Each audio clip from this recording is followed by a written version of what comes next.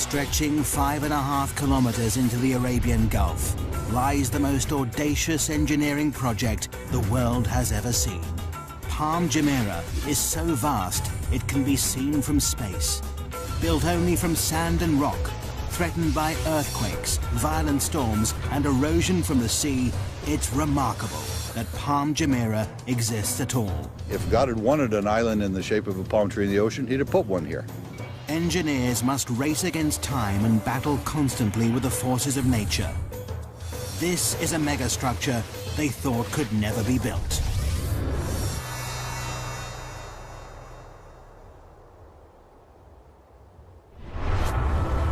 August 2001. The Arabian Gulf is a massive activity. Dubai is building one of the biggest man-made islands in the world. Engineers have a daunting task ahead of them because this is a construction like no other. All structures stand in defiance of nature. Most are built from concrete and steel, materials that are artificially strengthened. But this massive island is being constructed out at sea, using only natural materials, sand and rock.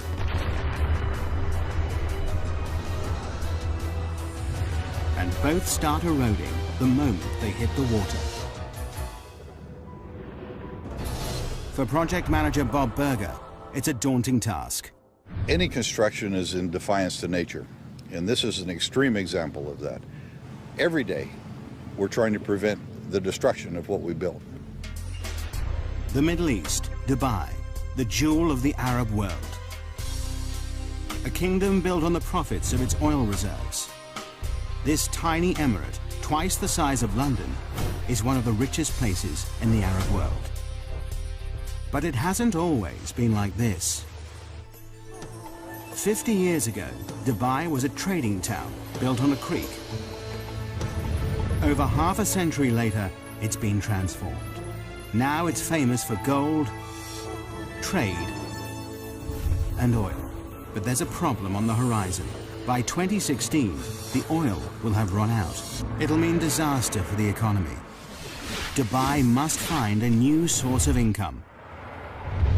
The Crown Prince, Sheikh Mohammed bin Rashid Al Maktoum, has a $2 billion plan to save his country. He's ordered his kingdom to transform itself into the world's #1 luxury tourist destination. And the Crown Prince has a history of getting what he wants. To put Dubai on the map, he's already built one of the most luxurious hotels in the world, the Burj Al Arab, created top-class golf and racecourses, and is planning the world's tallest building. But now, the Crown Prince's big idea is mass tourism. Dubai seems the perfect spot. It offers sun almost every day of the year, glorious beaches and azure seas. 5 million tourists visit here annually. Now they want to triple this to 15 million. But there's a problem. The coastline is a mere 72 kilometers long. Not enough space for all these extra people. But how do you make your coastline longer? The Crown Prince's plan is to build a massive island, and he wants it done by 2006. This daunting task falls to Sultan Ahmed bin Sulayman. Starting with a blank piece of paper, he draws a circular island. He's delighted. It increases the coastline by 7 kilometers. But for the Crown Prince, it's nowhere near enough. He looked at it was a circular island, which gave us about 7 kilometers of beaches. And he said, why not 70 kilometers? It's back to the drawing board. This time, the Crown Prince works on the design himself, pulling it about to increase the beachfront. Nothing seems right. But then he comes up with an audacious plan. What better for a paradise island than the shape of a palm tree? 5.5 kilometers across, it increases the coastline by a whopping 56 kilometers, 9 times more beachfront than the circular island. But no one has ever built an island this size and shape before. When I first heard of this project, I couldn't believe it. I thought it's incredible. The extraordinary plan is to build a city at sea. The palm will be covered with luxury villas, shopping malls, and restaurants. The crescent-shaped breakwater, linked to the palm by a tunnel, will hold 22 hotels. The easiest way to build such a massive structure at sea is to use concrete and steel. But this doesn't fit with the Crown Prince's plans. His idea creates an added challenge. To blend in with its surroundings, the island must be made entirely from natural materials. The palm-shaped island will only be made from sand, 94 million cubic meters of it. All that protects this from the sea will be a breakwater, 5.5 million cubic meters of rock. Together, there's enough sand and rock to build a 2.5-meter high wall circling the entire world.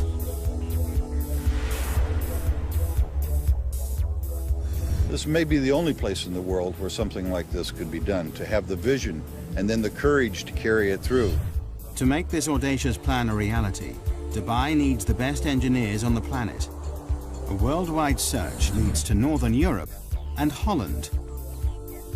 Experts in land reclamation, the Dutch have increased Holland's landmass by 35%. The Dutch team are immediately booked for the job. The first thing they must prove is that it's possible to build an island out in the Arabian Gulf and that it'll stay there. They know the only way to keep the island in position is to surround it by a breakwater.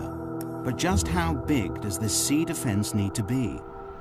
To find out, researchers must calculate the strength of Dubai's storms, the height of the waves and tidal surges, and what effect global warming will have in raising the sea level.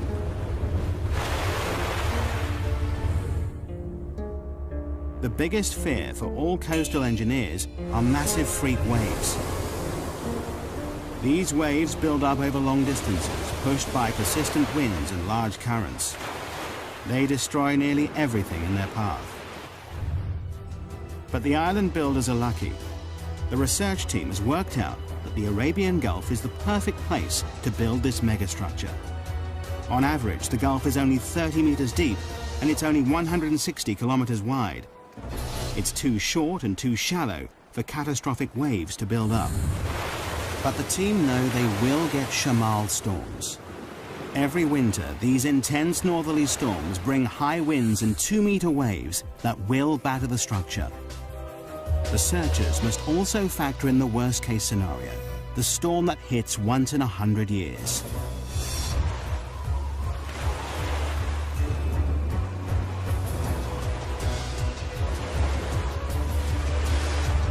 The team do the final calculations.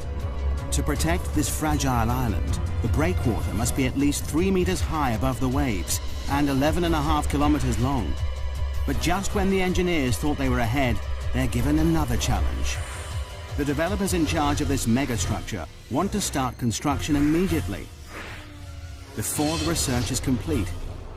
It's a huge gamble that could come back to bite them. If they haven't got it right, the whole structure might be washed away. As well as starting before they're ready, the engineers must perform a miracle. Normally, a project like this would take 15 years to build, but they must do it in 5. Before work can begin, the engineers must first work out just where this awesome creation should be built. The job falls to one man, project manager Bob Berger. Of course, one of the problems we have working in the sea is that there's no place to put stakes. Don't know where this project is going to go. So what we did, we were requested by His Highness Sheikh Mohammed to know where this island is going to be. We marked off the center of our plot.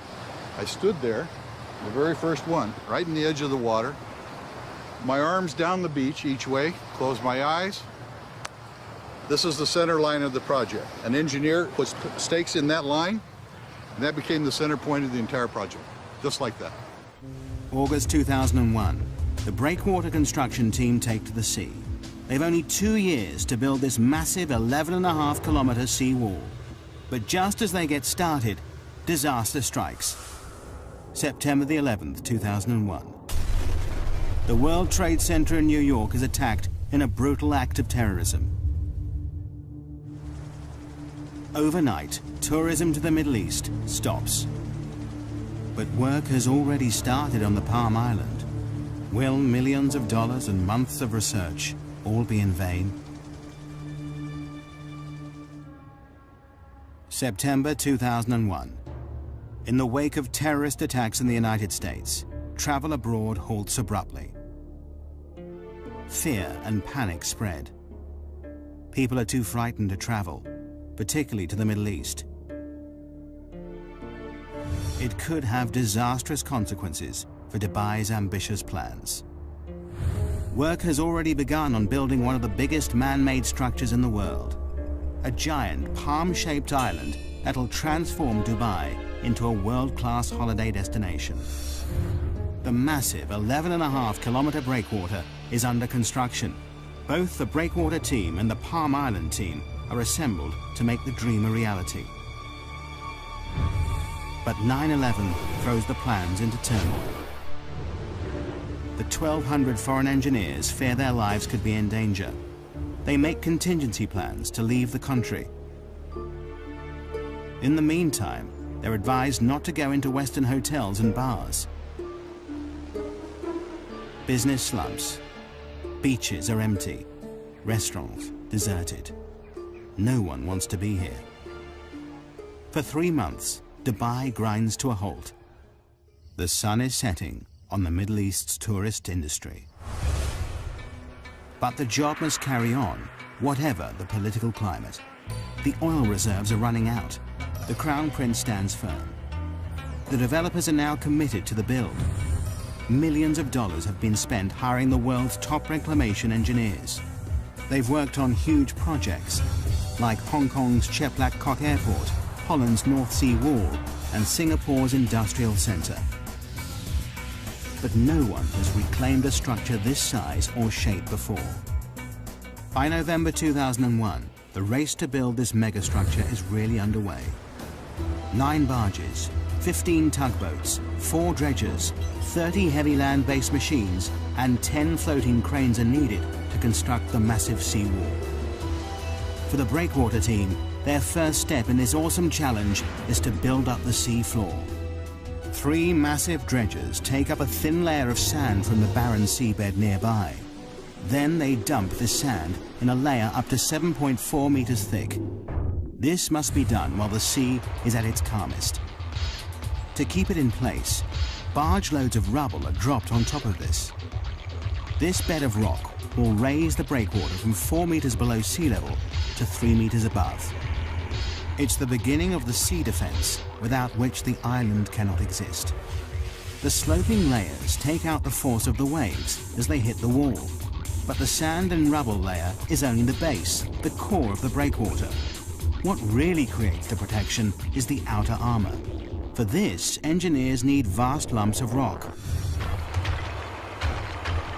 Each piece of rock weighs up to 6 tons.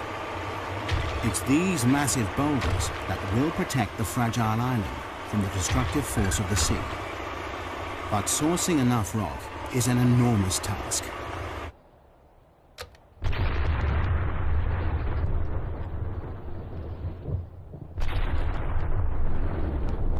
Excavation teams spring into action in 16 quarries across the United Arab Emirates. The 11.5-kilometer breakwater needs a lot of rock. 5.5 million cubic meters of the stuff, enough to build 2 Egyptian pyramids.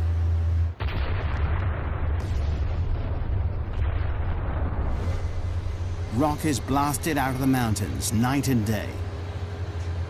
Loaded onto dozens of lorries, it begins the arduous journey to the coast. Here, the rocks are immediately piled onto barges and shipped straight to the construction site. It takes less than 24 hours for each rock to travel from quarry to breakwater. 24/7, this floating conveyor belt delivers up to 40,000 tons of rock per day, nearly the same weight as 2 aircraft carriers. The density, size, strength, and permeability of each boulder is crucial. This stone wall must last for centuries. There's no concrete or steel holding these rocks in place. These vast boulders are not just dumped in position, Graded by size and weight, it's the sheer volume that keeps them here. Positioned by cranes, each rock must interlock with the next to withstand the full force of the sea. Constant checks are needed to ensure the breakwater is in the right place and the rocks are stable. The only sure way to do this is to send in divers to pinpoint and check every meter of it. Nothing about this megastructure is left to chance. Any movement could cause the rock to crack and the wall to disintegrate, leaving the whole project vulnerable. A detailed study of the breakwater rocks below the water is noted. Divers are looking for signs of fatigue on these 6-ton boulders. Their fear is that some will have splintered or been knocked out of place by strong waves when they were put here. Every 27 meters, a diver surfaces to record the location of the rocks they're checking. The reading is taken from a man based on land, but so far this section of the breakwater stands firm. January 2002. 6 months after work began, a large section of breakwater stands proud 4.5 kilometers out at sea. For everyone involved, it's an exciting time as the dream becomes reality. When the first breakwater came up, of course, we all went out there. We had to stand on it. This tiny little precipice of rock in the middle of the ocean, and look back at Dubai and say that this is the beginnings of our job. It's a momentous achievement for the team, but there's still over 10 kilometers of this vast sea wall to build. The engineers are jubilant, but their happiness is short-lived. Winter is closing in. With a schedule of only 2 years to complete the breakwater, the last thing anyone needs is a delay. Winter in the Middle East brings shamals, great storms with winds of up to 56 kilometers per hour. Wind shifts are sudden, whipping up the sea, bringing torrential rain, violent thunderstorms, or blinding dust storms. On land, little can move. Out at sea, things are even worse. Massive waves batter the boats that need dead calm water to place the sand and rock with pinpoint accuracy. We had to seek shelter in the very little shelter that we had built. Engineers planned for the bad weather, but the storms of March 2002 are worse than they feared. Everybody crowding around trying to protect themselves from the storms. The boats find shelter, but more worryingly, will the breakwater hold? It's a nail-biting time. Over the next 3 weeks, the storms are relentless. All the engineers can do is watch and wait. The breakwater stands firm, but the schedule is slipping. The construction team is 3 weeks behind, and the pressure is immense. Every second counts. It's vital that the fragile sand island has protection. Only when a 550-meter-long section of breakwater is built can the Palm Island begin to rise above the sea. But the schedule is desperately tight. The entire megastructure must be complete by 2006.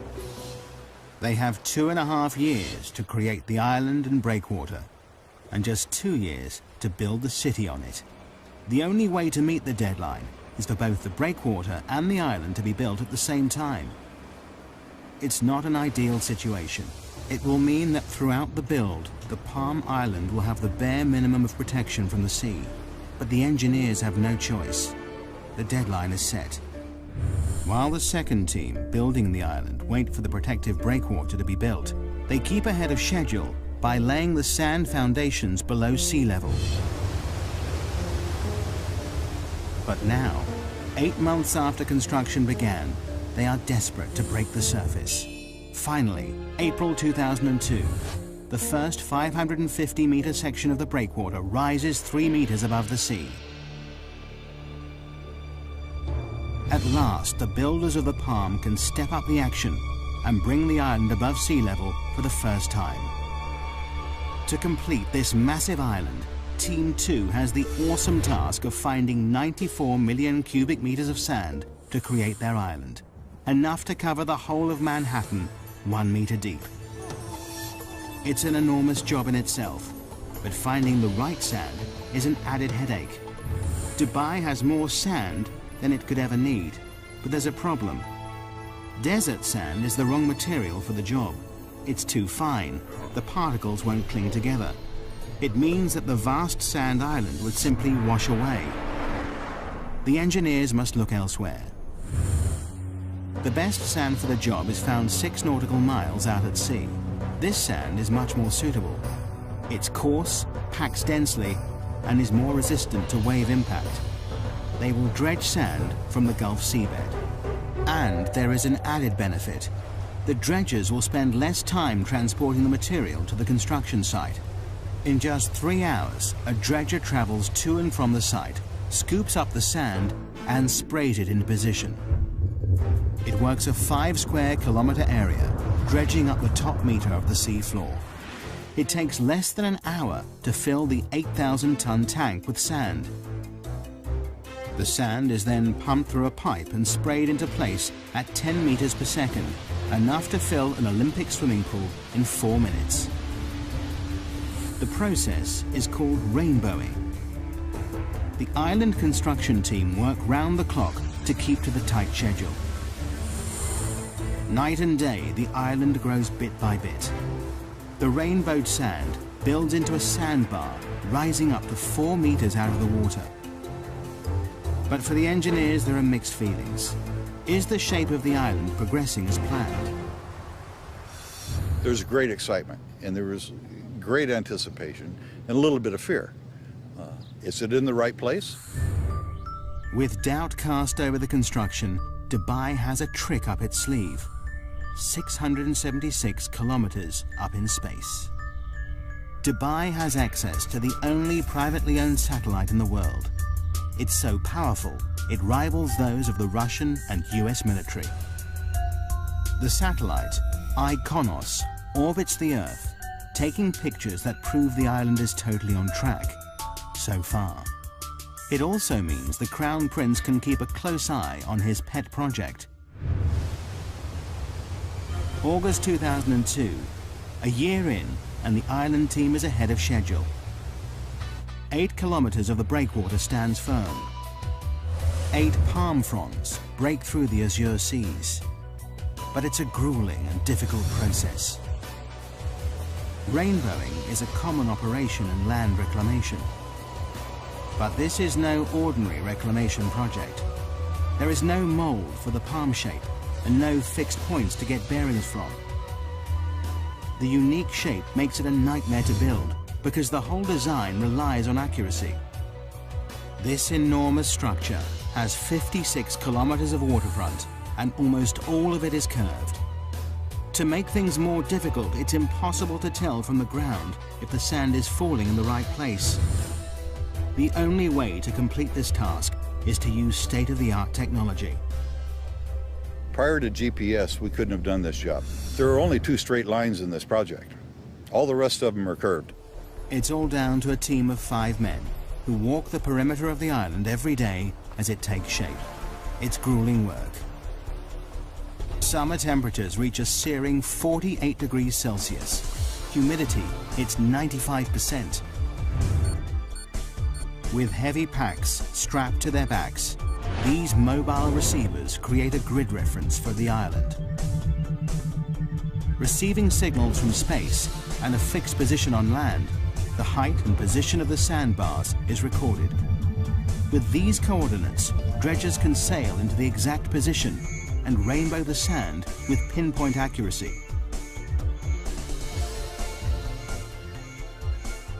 Only by using state-of-the-art GPS technology can this awesome megastructure take shape. As the world watches, the Palm Island becomes a reality. At the same time, faith in this tiny emirate is restored.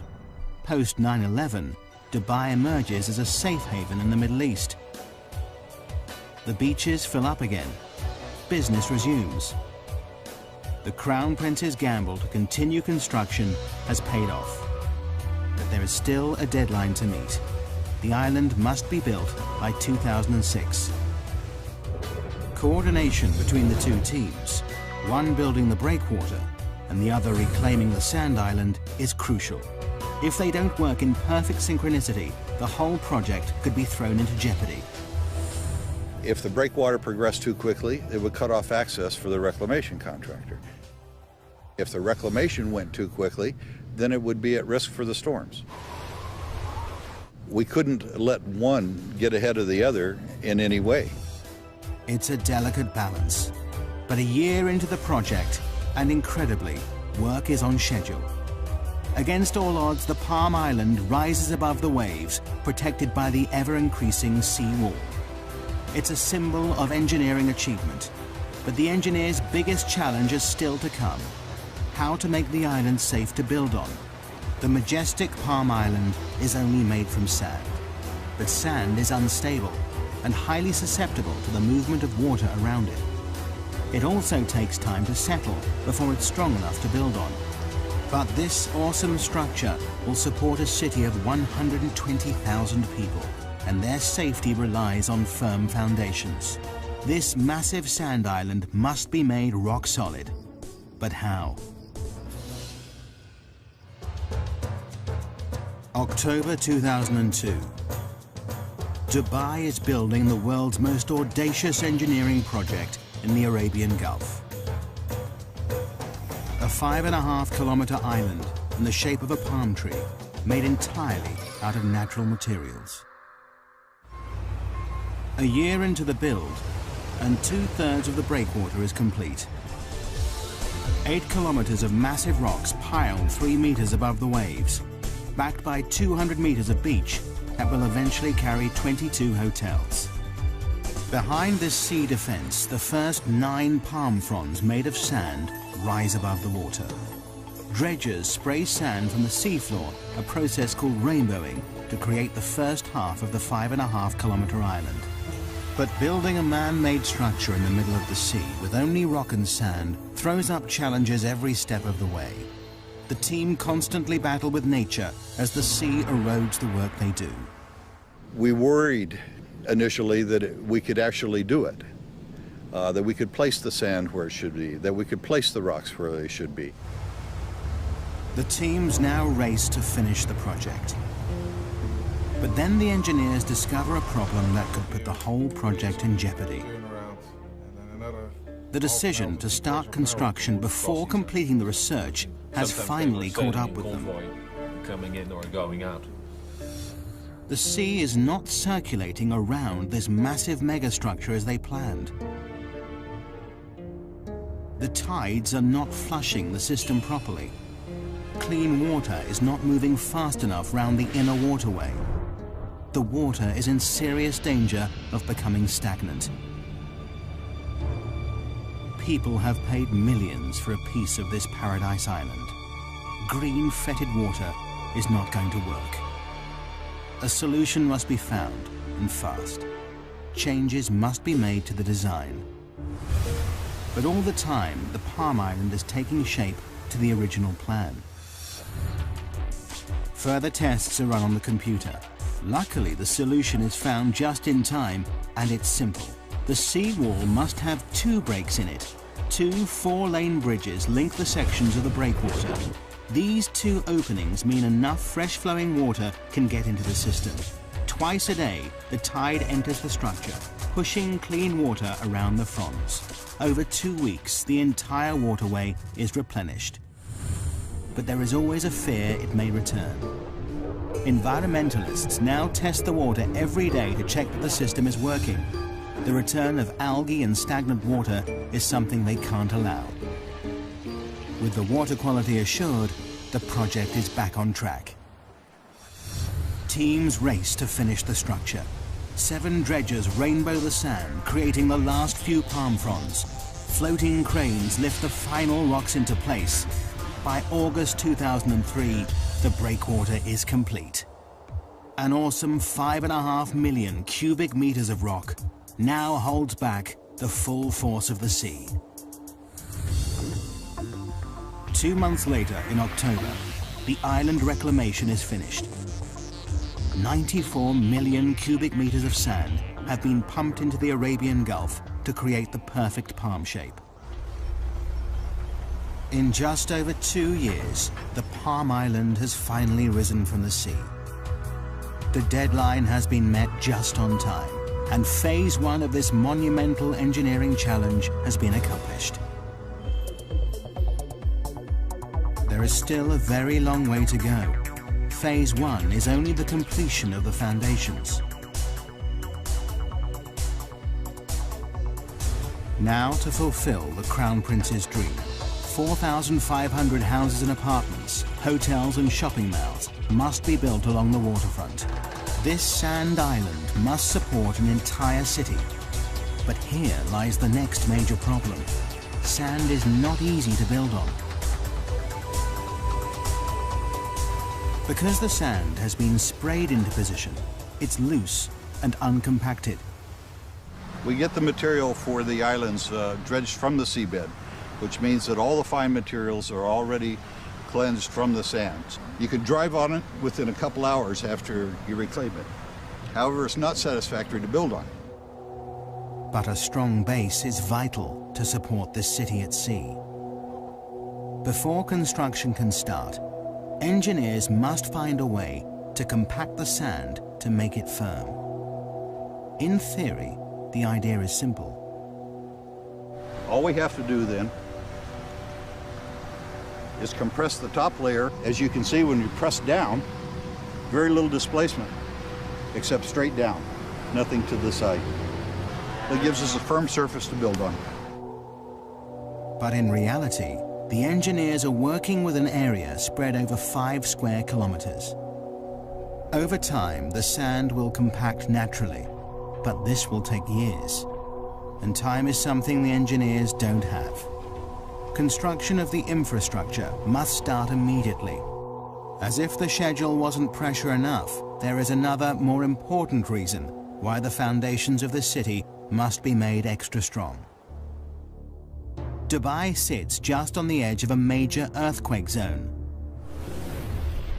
Bam, Iran, north of the Arabian Gulf. 5:26 a.m., 26th of December 2003. The town is hit by a quake measuring a massive 6.6 on the Richter scale. In minutes, 60% of the buildings are leveled. 43,000 are dead, 20,000 injured, and 60,000 are homeless.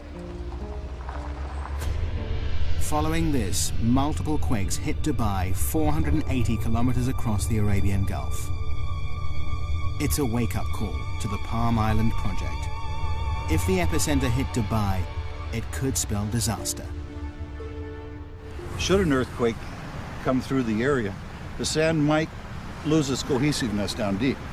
The reclamation process piles sand one grain upon another. If we put the ocean around it, you see the island. However, the lateral forces of an earthquake can make the island disappear.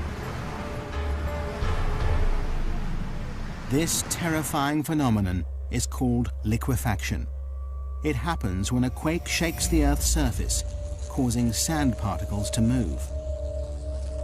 As the sand compacts, it pushes the water between the particles upwards, making the ground liquefy. It means the island would sink back into the sea. This was terrifyingly evident in Kobe, Japan. In 1995, an earthquake measuring 7.2 on the Richter scale rocks the city. In seconds, the buildings are reduced to rubble. But in the harbor, events are very different. The force of the quake liquefies the reclaimed land the port is built on. Harbor buildings and walls literally sink into the sea, causing nearly $7 billion of damage. It's something they can't risk in Dubai. Before any houses can be built, Palm Jumeirah must be made strong enough to prevent it from liquefaction. The team work out they need to compact a layer of sand 12 meters deep, too deep to compact by normal road roller. The only solution is a process called vibrocompaction. January 2004. 15 machines work around the clock to firm up the land. Probes drill over 200,000 holes into the ground across the surface of the island. High-pressure water and air drives each probe deep into the earth. This shaft then vibrates, shaking the ground around it. The earth is compacted. It's a tried and tested formula. As the sand compacts and sinks, more sand is poured in until the area around the probes is rock solid. It takes the team 8 months to stabilize the 17 palm fronds, but it has to be done to ensure the safety of 120,000 people who will live and work here. March 2004, 2.5 years into the project, and Palm Jumeirah is ready to become a building site. Now thousands of trucks and cranes, tons of supplies, and 2,000 laborers descend on the island. This is the most complicated part of the project, the installation of the infrastructure, gas pipes, electricity cables, water supply, and buildings. In 2 years, they must build an entire city at sea. But have the developers set themselves a near impossible target?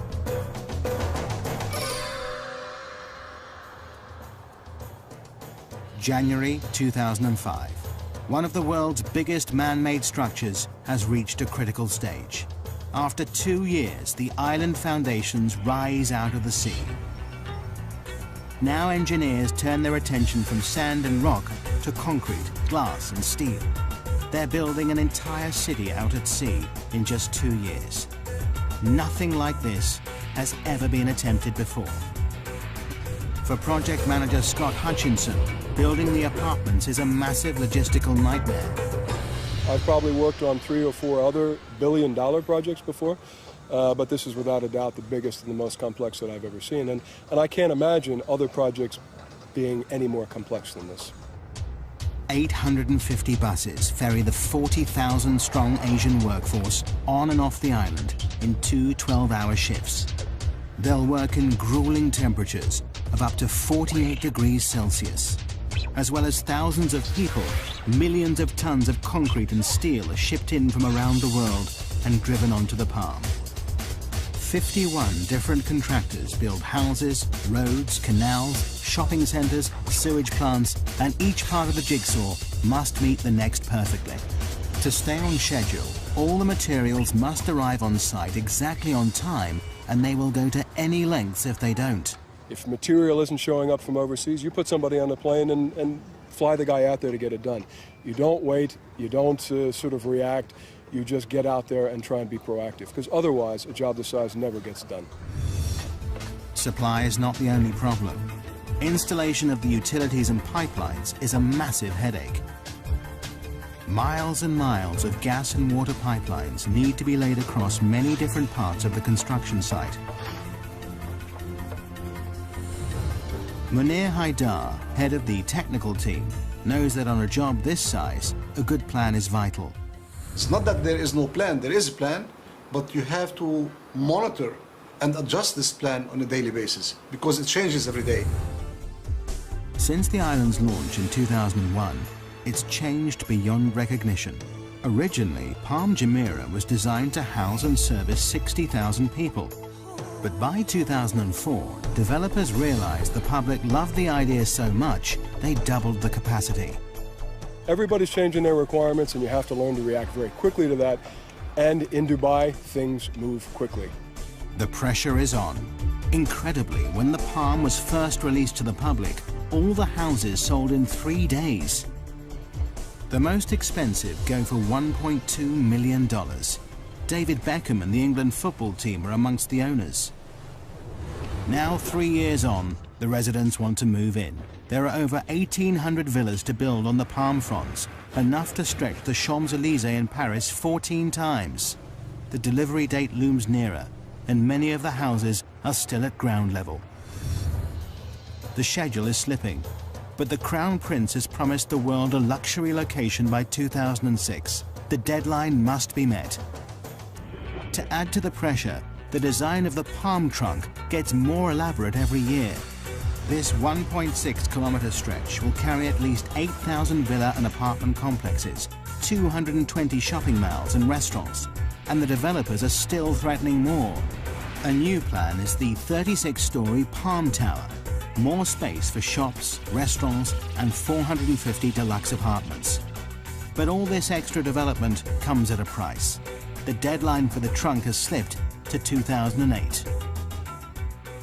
Well, I guess one of the best parts about it is that when you get frustrated of all the challenges and the paperwork and the meetings and everything that goes with building a project like this, you come outside, you see the sunset, you see the sea, and you really realize not only is it an amazing project, but it's an amazing setting.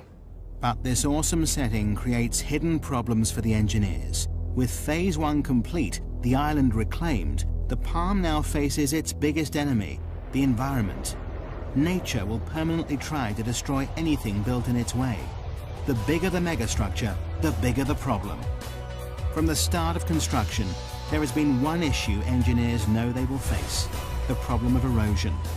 All beaches are constantly affected by waves, but with a man-made island, the problem is exaggerated.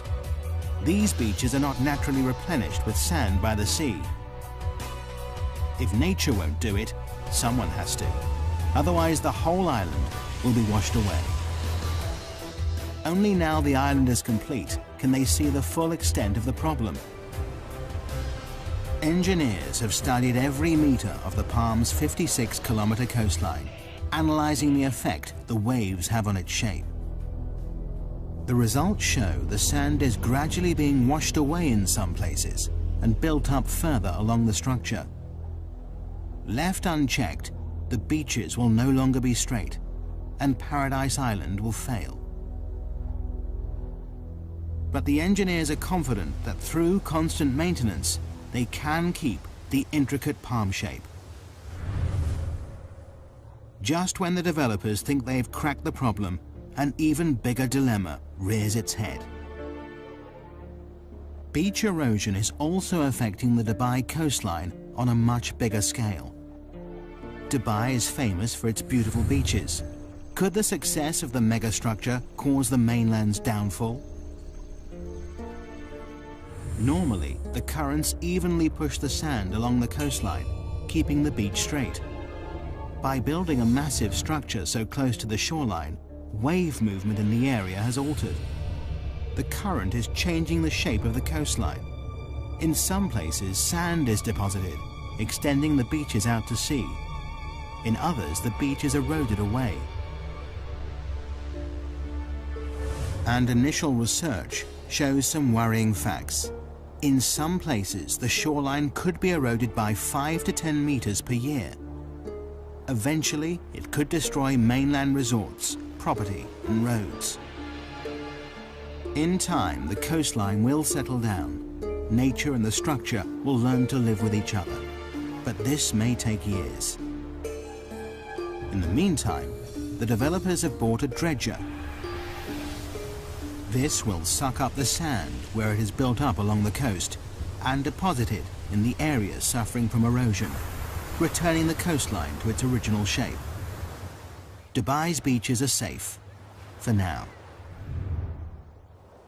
The engineers are constantly working out how to tame nature's forces. The erosion problem is under control. But the threat to the project doesn't just come from the surface of the sea. They now face a new dilemma beneath the waves. How has this awesome megastructure impacted on the ecology of the area?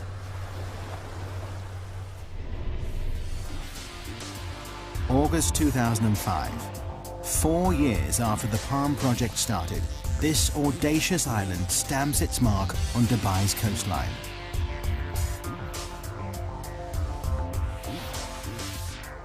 This was the first step, a big step, in putting Dubai on the map. But by pushing into unknown territory, building structures never built before, engineers face new problems all the time. Since the Palm Island's conception, environmentalists have been convinced the building of this megastructure would destroy local marine life, ruining one of its greatest selling points, the azure seas it sits in. For the developers, it's a problem they're constantly watching. Every 6 weeks, divers check the waters. Fish and corals are monitored and measured. But fears that construction may have destroyed this underwater world appear unfounded so far. In fact, this megastructure seems to be having the opposite effect. Not only is the marine life unaffected by dredgers removing a meter-thick layer of sand, but the breakwater has created shelter for fish and is attracting new species into the area. Now the palm developers are turning this to their advantage. They plan to build the largest artificial reef in the world. In June 2004, 2 jet fighter planes were dropped to the seafloor for people to dive on. There are even plans to sink a red London double-decker bus. In true Dubai style, they'll create something from nothing to rival the reefs of Australia, the Red Sea, and the Maldives. Even before the palm is finished, the Crown Prince is inspired by its success. Now he wants 2 more islands, each bigger than the last. Palm Jebel Ali is 1 year into construction. It's twice the size of the first, nearly 8 kilometers in diameter. This is designed to be a tranquil island with 29 luxury hotels and an inner ring of water homes that spell out an Arabic poem scribed by the Crown Prince himself. Even bigger is Palm Dira. Work has just started on this whopping 14-kilometer long island that will support 500,000 people. Although engineers have the confidence of knowing how to build these structures, they now have a more worrying problem: supply. To raise this island from the sea will take 1,500 million cubic meters of sand, 15 times the amount needed to build the first palm. Could this outrageous structure fall at the first hurdle because of lack of materials? Dredgers are driven further out to sea in search of enough suitable sand. But the engineers are confident that their goals are achievable. But just when they thought resources were stretched to the limit, the Crown Prince has the most outrageous idea of them all. To make Dubai the #1 tourist destination, he wants to build the world. 4 kilometers out at sea, hundreds of small islands are being constructed. Seen from the air, these islands will take the shape of the continents of the world. It's an even more complicated structure to build than the palm. This is not 1 island, but 300, and each one is different, varying in size from 5 acres to 20.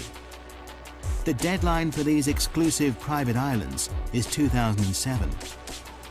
Arizona, Wyoming, France and Australia are all up for sale. They cost anything from $6 to $36 million, and that's before anything is built on them. But creating the world takes land reclamation to the limit. This archipelago of sandbars covers an area almost 7 kilometers by 9. Each island has to be built in exactly the right position to create the global look from space. Any mistake, and the whole design will be ruined. The Palm Island put Dubai on the map. Now the world puts the map on Dubai. But have the developers gone too far? Will the demand for property keep up with the escalating build? Will the bubble burst? So far, 2 of the Palm Islands are completely sold out. A third of the world has been snapped up. But this still leaves a lot up for sale. But the developers are confident they see no end to the demand. Megastructures are the latest craze. To top all plans, in January 2005, they launched the Dubai waterfront. This claw-shaped landmass won't just stretch far out to sea. It will also create 75 kilometers of waterfront, stretching into the desert. Together, all these megastructures will extend the coastline of Dubai from 72 kilometers to a whopping 1,500, a 2,118% increase. Meanwhile, the first Palm's construction team continues to meet the deadline of 2008. But the island stands here in defiance of nature, proof that engineers can and will continually push the boundaries of engineering technology. The Palm Island is truly an awesome megastructure.